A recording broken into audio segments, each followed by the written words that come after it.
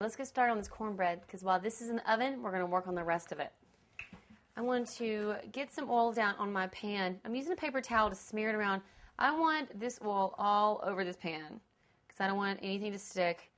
And cornmeal can stick easily. So, pour a good bit on there and then I rub it all around. And I'm using a very wide, shallow dish. This is good. Oh, yeah. A little drippy drip over there. Oops. It's all right. We'll get that later.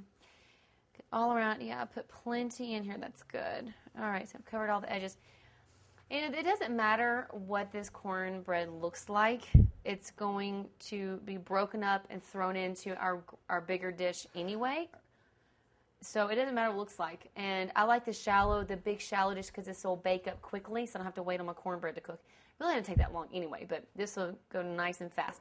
So I'm going to set that aside now that it's nice and greased up, and let's start on our ingredients. I need 2 cups of cornmeal.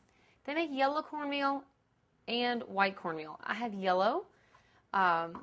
Recipes can vary between the yellow and the white, so pay attention to that. Most of the time when you just buy the cornmeal, it'll have the recipe right on the box on how to make the cornbread. I already put mine in my canister, so we'll just talk it out together. I have just under a cup. I couldn't quite squeeze it out, so I'm going to make sure I get 2 cups of this in there. Oh, make a little mess. Yeah, just under. So I'm going to add a little bit more since it was just under a cup both times. Let's see, that's about right. Right about there. Excellent. So that's the star of our cornbread. Put that back.